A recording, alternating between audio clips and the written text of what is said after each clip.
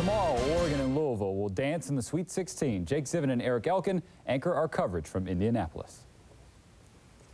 Here in Indianapolis, the road to the Elite Eight might feature the most elite group of coaches ever to be together in the same regional. Mike Krzyzewski, Rick Pitino, and Tom Izzo. Eric Elkin has more on where Dana Altman fits into the group.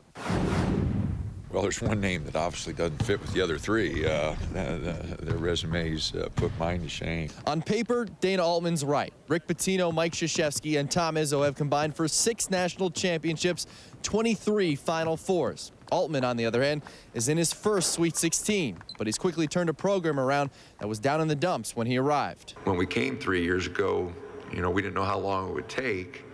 Especially sitting there with 6 guys on the roster. One of those 6 guys was E.J. Singler, who's helped resurrect the program under Altman. I think he just brings in really good guys for his system. He's just really good at putting guys in the right position to be successful. Altman's thrived during his brief Duck career, bringing in transfers who contribute in a big way, like past Ducks Devo Joseph and Olu Ashelu, and current Ducks Tony Woods and Arslan Kazemi. There are a lot of ups and downs in basketball, and I can imagine in a college coach's career there are a lot of ups and downs because, it never goes good for, not always, but I think he's just consistent. He got a lot of passion every day when he comes to practice. He's the guy that he motivates everyone else, and I think it's really good to have a coach like that. And now with freshmen Dominic Artis, Damian Dotson, and Ben Carter in the mix, Altman's got a core foundation to build upon.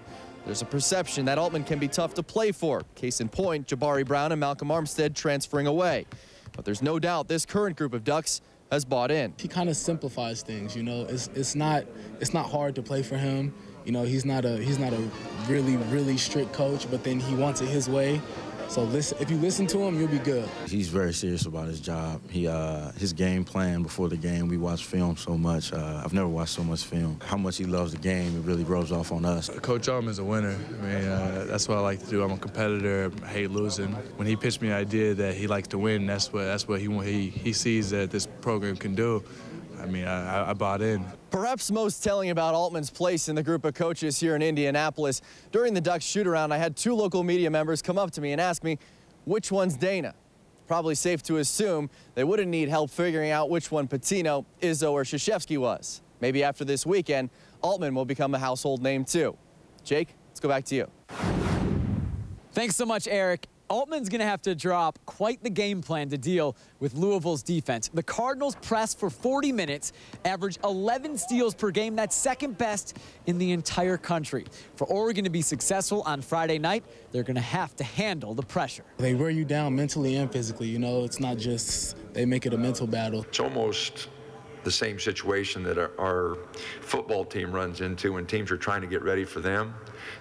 They play so much faster and their team speed is different. Both point guards handle the ball really well, so we got to fatigue them quick. We got to turn them over, and if we don't, it's going to be a long night.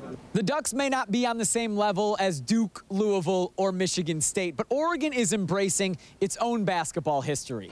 The 1939 National Championship trophy came on the road with the team to Indianapolis. This is the 75th NCAA tournament. The Tall Furs of Oregon, of course, won the first. In Lucas Oil Stadium in Indianapolis, I'm Jake Ziven.